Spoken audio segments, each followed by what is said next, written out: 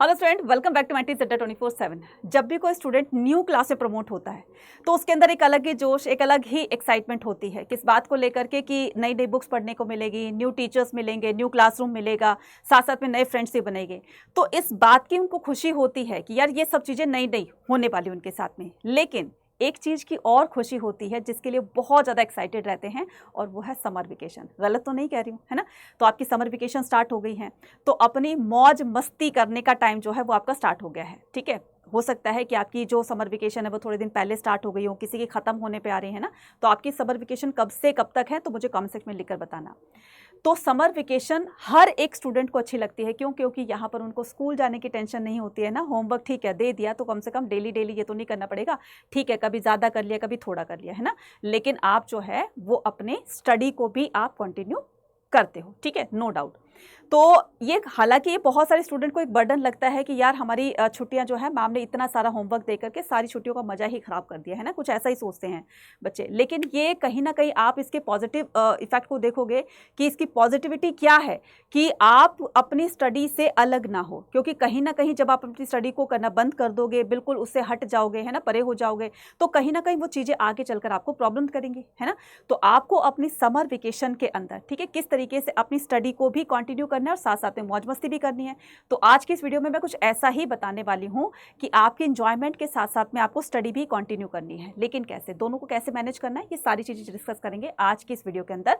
तो वीडियो को लास्ट तक देखिएगा, और अगर आप चैनल पर हैं तो चैनल को सब्सक्राइब जरूर कीजिएगा और इस वीडियो को ज्यादा से ज्यादा अपने नेट तक शेयर भी कीजिएगा। ठीक है, तो स्टार्ट करते हैं आज का हमारा ये सेशन। ठीक है, तो समर स्टडी रूटीन। अब आप कहोगे कि मैडम आपने तो सीधा डायरेक्ट ही स्टडी रूटीन पर बात कर दी। तो बच्चा मैं यहाँ पर बताने वाली हूँ कि आपकी इंजॉयमेंट के साथ साथ आपको स्टडी रूटीन क्या रखनी है, वही सारी चीज़ें बतानी। तो सबसे पहले आपको क्या करना है, देखो आपके दिमाग में चल रहा होगा कि मैम हमें तो एंजॉय भी करना है, मतलब घूमने फिरने का प्लान भी किया होगा, है ना, पहले ही प्री प्लान होगा कि इस बार की समर वेकेशन में हमें वहाँ जाना है घूमने के लिए। ये जो यादें होती है ना, ये मेमोरीज जो होती है ना, ये हमारी लॉन्ग टर्म तक हमारे साथ रहती हैं। हम किसी किसी को बताते हैं तो अच्छा लगता है, हम उसी जोन में चले जाते हैं कि यार हम वहाँ गए थे, है ना, इस तरीके से।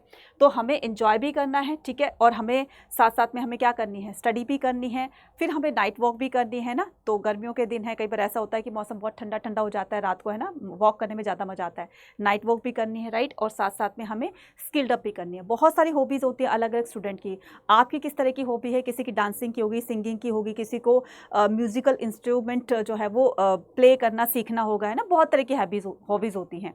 तो आपकी किस में है, मुझे कमेंट सेक्शन में लिखकर जरूर बताइएगा। ये सारी चीज़ें ही आपको अपने समर वेकेशन के अंदर करनी है। ठीक है, तो सबसे पहले हम बात करेंगे अपने स्टडी रूटीन की। ठीक है, स्टडी रूटीन में क्या करना है, देखो बच्चा, हर किसी को सोना बहुत अच्छा लगता है। मैं गोल्ड की बात नहीं कर रही हूँ, मैं कह रही हूँ नींद वाले सोना की, है ना। तो ठीक है, आप समर वेकेशन है, आप लेट उठ रहे हैं, कोई दिक्कत नहीं है, ठीक है, उठ जाइए, क्योंकि अभी स्कूल जाने की टेंशन तो है नहीं। लेकिन कहीं ना कहीं ये चीज़ें जो है आप बैलेंस कर सकते हो।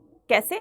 जैसे आप लेट उठे, ठीक है, लेट उठे, जो भी आपके डेली रूटीन होते हैं उसको करने के बाद आप कीजिए थोड़ा सा अपने स्टडी को भी अपना टाइम देना है। ठीक है, तो उसके लिए सबसे पहले क्या करोगे, प्लानिंग करनी है और उसकी देखनी है प्रायोरिटाइजेशन, यानी कि किस चीज़ को आपको प्रायोरिटी देनी है। तो उसके लिए सबसे पहले आपको एक काम करना है, जो भी आपका सब्जेक्ट है, जिस भी स्ट्रीम के कोई भी अगर आपके सब्जेक्ट है, तो सबसे पहले आपको उसका सिलेबस देखना है। ठीक है, क्या करना है, सिलेबस देखना है। देन उसके बाद एक गोल सेट कर लो कि मुझे इस बार जो है वो 90 या फिर 95% स्कोर करना है। तो उसके लिए मुझे क्या करना पड़ेगा अभी छुट्टियों में, क्योंकि समर वेकेशन ही आपका एक ऐसा टाइम है जो कि आप फ्री, बिना किसी टेंशन के, फ्री माइंड से आप अपनी पढ़ाई को जारी कर सकते हैं। अलग अलग चीज़ों को, मतलब अपनी नॉलेज को एक्सप्लोर करते हुए अलग अलग चीज़ों को आप अडॉप्ट कर सकते हैं, राइट। तो यहाँ जैसे आप घूमने फिरने जा रहे हो, तो ऐसा नहीं कि इंजॉय करने के लिए, तो वहाँ पर कुछ चीज़ें आपको ऐसे सीखने को मिलेगी जो आपकी कहीं ना कहीं वो स्टडी से रिलेटेड होगी। ठीक है, तो यहाँ क्या करना है, गोल सेट करना है कि मुझे 90 से 95% लाने के लिए, है ना, 90 से 90% लाने के लिए मुझे सबसे पहले एक काम करना है, जो भी हाई वेटेज टॉपिक्स है मुझे छुट्टियों के अंदर उनको कवर करना है, क्योंकि हाई वेटेज टॉपिक से ज्यादा क्वेश्चंस बनते हैं, ये तो आपको पता ही होगा। तो आप ये चाहो तो अपने सीनियर भैया दीदी जो भी होंगे आप उनसे बात करके पता कर सकते हैं, या फिर आपको नेट पर भी मिल जाएगा, है ना। तो आपके सब्जेक्ट में कौन कौन से इंपॉर्टेंट टॉपिक्स हैं पर सब्जेक्ट में, है ना, तो आप उनको कहीं पर नोट कर लीजिए और धीरे धीरे आप इनकी तरफ बढ़ते चले जाइए। फिर इन तीनों के लिए आपको एक अच्छा सा स्टडी प्लान बनाना है, ठीक है। मैं ये नहीं कह रही हूँ कि आपको सुबह ही पढ़ना है, सुबह 4 बजे उठकर। मैं ये नहीं कह रही हूँ कि आपको दोपहर में 2 से 3 का जब नींद का टाइम होता है वो पढ़ना है, या शाम को मैम हम घूमने फिरने ना जाएं दोस्तों के साथ में, भाई जाइए, बिल्कुल जाइए, है ना। तो आप कहीं ना कहीं दिन में कोई ना कोई ऐसा स्टडी टाइम टेबल बनाइए जिसमें आप 2-3 घंटे बैठ करके अपना होमवर्क भी कर सकें और साथ साथ में ये जो आपका स्टडी जोन है, ठीक है, उसको कंटिन्यू कर सकें। नेक्स्ट बात करते हैं हम एक्टिव लर्निंग टेक्निक्स। बच्चे ये एक्टिव लर्निंग टेक्निक्स क्या होती है, ध्यान से देखना, ठीक है। जब भी आप अपने सिलेबस को, जब आपने जान लिया, जो भी सब्जेक्ट आपने स्टार्ट किया है, इंपॉर्टेंट टॉपिक्स को स्टार्ट किया है, तो उस इंपॉर्टेंट टॉपिक्स में सबसे पहले आपको क्या करना है, सबसे पहले जब आप उसको स्टडी करते हो तो उसके नोट्स बनाते चले जाओ। ये नोट्स जो है वो बहुत बहुत ज़्यादा आपको जो है वो इम्पॉर्टेंट रहेंगे आप लोगों के लिए, क्योंकि जब आपका एग्जाम आएगा तो आपको एक फाइनल रिवीजन देनी होगी, और जब आपके पास नोट होंगे तो आप नोट से एक अच्छी सी रिवीजन लेकर जा सकते हो। तो जो भी आप पढ़ोगे साथ साथ में उसके नोट्स बनाते रहना, राइट। उसके बाद यहाँ पर flash card and mind map. तो फ्लैश कार्ड और माइंड मैप का मतलब ये होता है कि पूरे चैप्टर को आपको बहुत ही समराइज करना है, बहुत ही शॉर्ट समराइज करनी है, उसकी समराइजेशन करनी है। वो कैसे कि पूरा चैप्टर, मान लो आपका हिस्ट्री के अगर बात करूं, पॉलिटी की अगर बात करूं, ठीक है, इसमें कितने कितने पेजेस के चैप्टर्स होते हैं, तो आप उन चैप्टर्स को पूरा आपने पढ़ लिया, जो जो चीज़ें आपको इंपॉर्टेंट लगती है तो आप उसको कहीं पर नोट डाउन कर लिए, राइट। तो ये क्या हो जाएंगे, आपके फ्लैश कार्ड और माइंड मैप हो जाएंगे। उसके बाद आपने जो कुछ पढ़ा, ठीक है, अब दोस्तों के साथ घूमने फिरने गए, राइट, तो उसमें थोड़ा बहुत ये भी जिक्र कर लिया करो यार कि आज मैंने ये पढ़ा है भाई, उस चैप्टर में उस टॉपिक में ये लिखा था, उस टाइपिंग में। तो जैसे आप किसी को बताओगे तो वो भी आपको बताएंगे, तो इस तरीके से आपकी नॉलेज एक्सप्लोर होगी। तो पढ़ाने से, जैसे आप बोलते हो ना कि टीचर्स को इतने सारी डेट्स कैसे लर्न हो जाती हैं, है ना, और इतने सारे कैसे उनको इतने सारे टॉपिक्स जो है वो फिंगर टिप्स पे होते हैं, तो ये जो है पढ़ा कर ये एक्सपीरियंस जो है उनका कहता है। तो आप भी इस तरह का एक्सपीरियंस जो है गेन कर सकते हैं जब आप किसी को बताते हो, अपने छोटे भैया दीदी किसी को बताते हो या किसी से डिस्कस करते हो फ्रेंड्स वगैरह के साथ में, तो इससे क्या हो जाएगी, एक्टिव लर्निंग आपकी और ज़्यादा एक्सप्लोर हो जाएगी। ऑनलाइन रिसोर्सेज, अब देखो स्कूल तो नहीं जा रहे हो, अब आपके लिए सबसे बेटर जो ऑप्शन है, बेस्ट ऑप्शन है, वो है आपका ऑनलाइन रिसोर्सेज, ठीक है। तो आपको जो भी चैप्टर समझना है, जिस भी सब्जेक्ट का समझना है, तो ऑनलाइन पर आपको बहुत सारे ऐसे यूट्यूब पर आपको बहुत सारे ऐसे टीचर्स मिल जाएंगे जिनका कोई भी, मान लो अगर कोई भी टॉपिक है, आपका कोई भी सब्जेक्ट समझना चाहते हो, जिस भी सब्जेक्ट के अंदर टॉपिक, तो आप उनको वहाँ पर फॉलो कर सकते हैं और उस चीज़ को बहुत अच्छी तरीके से समझ सकते हैं। जब आपने एक बार उस यूट्यूब पे जो भी आपको एक्सप्लेनेशन जाननी थी, जब आपने जान ली, तो क्या करोगे, अपने तरीके से अपने नोट्स बनाओगे, ठीक है, नोट्स बनाओगे, या फिर आप उसका माइंड मैप बनाओगे, फ्लैश कार्ड बनाओगे, ठीक है, और फिर दूसरों को बताओगे। तो पहले जब चीज़ें आपको समझ में आएगी तभी तो बताओगे ना, और समझने के लिए अब इस टाइम में आपको ऑनलाइन रिसोर्सेज की बहुत ज़्यादा रिक्वायरमेंट होगी और इसको आप अच्छे से यूटिलाइज कर सकते हो, ठीक है। उसके बाद क्या करना है, फोकस। जो भी आप पढ़ रहे हो, जिस भी टॉपिक को पढ़ रहे हो, तो बच्चा उस पर फोकस करना बहुत ज़रूरी है ना। ऐसा नहीं कि आपने जो है हेडफोन लगा रखा है, गाने चल रहे हैं, मतलब सॉन्ग आप सुन रहे हो और फिर पढ़ाई कर रहे हो। बच्चा ये बहुत ही कम ऐसे बच्चे होते हैं जो इस तरह के दोनों चीज़ों को एक साथ लेकर के चलते हैं और उनका रिजल्ट पॉजिटिव आता है। लेकिन बहुत सारे बच्चे ऐसे भी हैं जो दोनों को, इधर से सॉन्ग भी चल रहा है और उधर से तो पढ़ाई भी कर रहे हो, तो वो चीज़ें जो है दोनों की दोनों में से कुछ भी हमारे दिमाग के अंदर नहीं जाती। तो ये गलती मत करना, जब पढ़ रहे हो तो फोकसली ही पढ़ना है आपको, उस पर फोकस करके, ठीक है। रिवीजन करनी है, जब आपने एक टॉपिक को अच्छे से पढ़ लिया, समझ लिया, दूसरों को बता लिया, अब आपको क्या करनी है, उसकी एक रिवीजन लेनी है, ठीक है। साथ साथ में रिवीजन भी करते रहो, ठीक है, प्रैक्टिस भी करनी है, राइट। तो प्रैक्टिस जो है वो क्या करती है, एक पर्सन को परफेक्ट बनाती है ना, practice makes a man perfect, ये तो आपने सुना होगा। तो अगर आपने फोकसली पढ़ लिया है, ठीक है, रिवीजन कर लिया, अब आपने अगर प्रैक्टिस नहीं, तो कहीं ना कहीं वो चीज़ जो है वो आधी अधूरी रह जाती है, इनकम्प्लीट रह जाती है। इसलिए आपको प्रैक्टिस भी करनी है और टाइम मैनेजमेंट भी जरूर से करना है। कहने का मतलब ये कि आपने पर्टिकुलर किस सब्जेक्ट को कितना टाइम दिया, ऐसा नहीं कि आप एक ही सब्जेक्ट करते जाओ, बाकी के रह गए, है ना। तो थोड़ा से आप, मान लो लगता है कि आपको मुझे 2 कवर करने हैं या 3 कवर करने हैं, 3 सब्जेक्ट कवर करने हैं, तो उसका एक जो है वो चैप्टर उठा लो, या फिर जो भी आपको इंपॉर्टेंट लगता है, तो तीनों बुक्स में से, तीनों सब्जेक्ट में से आप उसके थोड़े टॉपिक्स को उठा सकते हो, जिससे कि सारी चीज़ें जो है वो आपकी मैनेज होती रहेंगी, राइट। टाइम को मैनेज करने के लिए स्टडी टाइम को तो ठीक है आपने 2 से 3 घंटे दे दिए, लेकिन साथ साथ में अपनी इंजॉयमेंट भी नहीं रोकनी आपने, ठीक है। तो जैसे शाम को चले गए घूमने फिरने के लिए, अपने पेरेंट्स के साथ चले गए 2-3 घूमने फिरने के लिए, तो ठीक है, मैं ये नहीं कह रही हूँ कि घूमने जा रहे हो तो अपनी बुक्स वगैरह साथ लेकर जाओ, आकर के उसको कर लीजिए। तो बैलेंस तो करना होगा ना बच्चे, नहीं करोगे तो कहीं ना कहीं बाद में चीज़ प्रॉब्लम करेगी, राइट। तो ये था। उसके बाद में आप ऑनलाइन लर्निंग, अब आप घूमने फिरने गए हो, ठीक है, बैठे हो आप, ठीक है, तो थोड़ा सा आप ये भी कर लो कि ठीक है, अपनी रील देख रहे हो, कुछ भी कर रहे हो, राइट।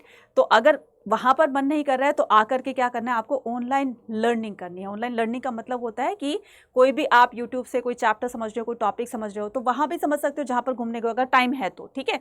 उसके बाद क्या करना है आपको, उसके बाद डिजिटल टूल्स का मतलब होता है कि बहुत सारे जैसे टेलीग्राम ग्रुप्स होते हैं, राइट, या फिर आपके जो है ऑनलाइन टेस्ट होते हैं, ठीक है, तो आप उनको भी अटेम्प्ट कर सकते हो, जिससे क्या हो जाएगा, जिससे आपकी पर्टिकुलर टॉपिक की रिवीजन भी हो जाएगी, आप क्वेश्चन को समझने की स्ट्रैटेजी भी समझ जाओगे, और इस तरीके से आप अपने ऑनलाइन रिसोर्सेज को यूज करते हुए आप अपने टॉपिक पर एक अच्छी सी पकड़ बना सकते हैं, ठीक है। और साथ साथ में बच्चे ये तो बहुत बहुत ही ज़्यादा जो है वो सबसे इंपॉर्टेंट चीज़ है, वो है स्टे हेल्दी। अपने आप को जो है वो तंदुरुस्त रखना है, अपने आप को हेल्दी रखना है, क्योंकि हेल्दी कहते हैं ना कि हेल्दी बॉडी में ही हेल्दी माइंड जो है वो स्टे करता है। तो इसलिए अपने आप को भी तंदुरुस्त करना है, ठीक है। और साथ साथ में बी पॉजिटिव, कभी भी अपने अंदर ये नेगेटिविटी मत लेकर आना कि मेरे से नहीं होगा, मैं नहीं कर पाऊंगा, बाकी बच्चे कर रहे हैं, मेरे मार्क्स कमाए। आप भी वो कर सकते हो, उन बच्चों की तरह टॉपर्स भी आप बन सकते हैं, लेकिन अपने अंदर पहले वो पॉजिटिविटी लेकर आनी होगी। ये सारी चीज़ें आपको आपके ना सिर्फ स्टडी जोन में आपको आगे लेकर जाएगी स्टडी पॉइंट ऑफ व्यू से, बल्कि आप एक्टिव भी रहोगे, ठीक है। घूमने फिरने जा रहे हो लेकिन आप अगर आलसी हैं, अगर आप नेगेटिविटी को साथ लेकर चल रहे हैं, तो वहाँ पर भी आपको मज़ा नहीं आएगा। इसलिए हमेशा अपने आप को खुश रखने की कोशिश कीजिएगा, क्योंकि आप ही वो इंसान हो जो अपने आप को खुश रख सकते हो, है ना। तो दूसरा कोई खुशी देगा, थोड़े टाइम के लिए देगा, लेकिन वो थोड़ी देर बाद वो खत्म हो जाएगी। तो अपने आप को खुश रखना सबसे बड़ा टास्क होता है, राइट। तो stay healthy and be positive. और इसके अलावा मैं आपको यहाँ पर बात करती हूँ, अगर मैं ऑनलाइन लर्निंग की, तो ऑनलाइन लर्निंग के लिए बेस्ट प्लेटफॉर्म है कौन सा, आपका अड्डा 24/7। तो अड्डा 24/7 की ऐप पर जाकर के आप इस तरह के कोर्सेज को ज्वाइन कर सकते हो, जिसमें आपकी CUET, जिसमें आपका क्लास 12th बोर्ड एग्जाम, दोनों को कवर करवाया जाएगा। दोनों की आपकी टेंशन जो है खत्म हो सकती है अगर आप ये बैचेस को ज्वाइन कर सकते हो। अब इनमें से कोई भी बैच ज्वाइन कर सकते हो, ये आपका क्लास 12th, ठीक है, ये तीनों स्ट्रीम के लिए, कॉमर्स हो, साइंस हो या फिर आर्ट्स हो, तो ये सिर्फ और सिर्फ क्लास 12th के लिए है, ठीक है। और ये बोर्ड एग्जाम के लिए, ये आपका क्लास 12th प्लस CUET, ठीक है, 12th प्लस CUET दोनों का है, ठीक है। और ये आपका महापैक, जिसमें आपको बुक्स दी जा रही हैं, ये भी कर सकते हो। और ये है विदाउट बुक्स, जिसमें आपको सिर्फ ऑनलाइन बुक दी जाएगी। तो बच्चे ये किसी भी बैच को ज्वाइन करके आप अपनी CUET प्लस बोर्ड एग्जाम की तैयारी एक साथ कर सकते हो। तो इसको अभी ज्वाइन कर लो, क्योंकि इसकी जो है 1-2 दिन से क्लास में जो है क्लासेस स्टार्ट हो जाएंगी, राइट। इस पर मैक्सिमम डिस्काउंट पाने के लिए कूपन कोड यूज कर सकते हो Y489। और ये मेरा टेलीग्राम ग्रुप है, आप इसको भी ज्वाइन कर लीजिए, क्योंकि यहाँ पे सारे इंपॉर्टेंट सेशन या जो भी इन्फॉर्मेशन आती है बोर्ड्स की तरफ से या CUET की तरफ से, कोई भी इन्फॉर्मेशन हमें पता चलती है तो मैं टेलीग्राम पर डालती रहती हूँ। इसको जोर जोर से ज्वाइन कर लीजिएगा, राइट। अच्छा, इसको कैसे आपको एनरोल करना है, तो एनरोल करने के लिए देखो, अभी आपका माइंड जो है वो कर रहा होगा कि मैम अभी तो CUET का एग्जाम जो है वो बहुत दूर है, या बोर्ड एग्जाम बहुत दूर है, लेकिन अभी से अगर आपने तैयारी नहीं की तो बाद में बहुत ज़्यादा आपके ऊपर बर्डन आ सकता है। इसलिए अड्डा 24/7 की एप्लीकेशन को डाउनलोड करो, ऑल कोर्सेज पर जाओ, फिर उसके बाद क्या करना है, क्लास 12th का लेना है तो क्लास 12th का भी ले सकते हो, लेकिन उसमें GT लैंग्वेज आपको नहीं मिलेगी। लेकिन आप GT लैंग्वेज में बच्चे बहुत ज़्यादा बाद में प्रॉब्लम फेस करते हैं, इसलिए अभी से ही GT लैंग्वेज को प्रिपेयर करना भी स्टार्ट कर दो। यहाँ पर है आर्ट्स, ठीक है, और आर्ट्स के बाद यहाँ पर है आपका आरंभ 3.0, ठीक है। यहाँ पर आपको क्या करना है, ज्वाइन करना है, ठीक है। अब ये इतने का है, लेकिन यहाँ पर आपको 40% का डिस्काउंट मिल रहा है, 40% का, राइट। तो Y489 कूपन कोड लगा करके आपको ये अप्लाई कर देना है। और ये देखिए 8,150 रुपये का ये पूरे साल की फीस है आपके 2 बड़े एग्जाम के लिए। अगर आप ऑफलाइन ट्यूशन्स भी लगाते हो तो पर सब्जेक्ट 1,000 रुपीज़ देते हो, पूरे साल में कितने दोगे, 12,000 एक सब्जेक्ट के। लेकिन इसमें तो आपको 6 से 7 सब्जेक्ट पढ़ाए जा रहे हैं, और वो भी पर्टिकुलर टाइम पर पर्टिकुलर टीचर आपको पढ़ाएगा, है ना। और आपको पता है कि CUET अड्डा 24/7 जो है CUET के लिए बहुत अच्छे से जाने जाते हैं, है ना। तो टीचर्स अच्छे से जाने जाते हैं, तो आज ही इसको एनरोल कर लो। अगर आप क्लास 12th पर भी जाना चाहते हो कि मुझे अभी क्लास 12th पर ही फोकस करना है, तो आप ऑल कोर्सेज पर जा करके क्या कर सकते हो, यहाँ पर देखिए, यहाँ पर आपका स्कूल K12 आ जाएगा, यहाँ पर क्लिक करना है। देन उसके बाद ये रहा आपका कौन सा, आधार 3.0। अब ये है 4,499 रुपये का, लेकिन यहाँ पर भी आपको 40% का डिस्काउंट मिल रहा है Y489 कूपन कोड लगा करके, ठीक है। अब देखो ये कितना होगा, 4,314 रुपये, ठीक है। आप इसको भी ज्वाइन कर सकते हो, इसमें आपके डोमेन प्रिपेयर हो जाएंगे। बाद में अगर GT लैंग्वेज करना चाहते हो आपकी मर्जी है, ठीक है। महापैक में सारे के सारे आपको क्लास 12th के भी और साथ आपके CUET के लिए ये सारे आपको बैचेस पूरे साल में जितने भी लॉन्च किए जाएंगे सब आपको फ्री ऑफ कॉस्ट मिलेगा। सभी बैचेस का एक्सेस आपको मिल जाएगा, तो आप उसको भी ट्राई कर सकते हो, ठीक है। फिर भी अगर कोई कन्फ्यूज़न है तो आप मुझे कमेंट्स में अंदर लिखकर बता सकते हैं। Bye bye to everyone, thank you.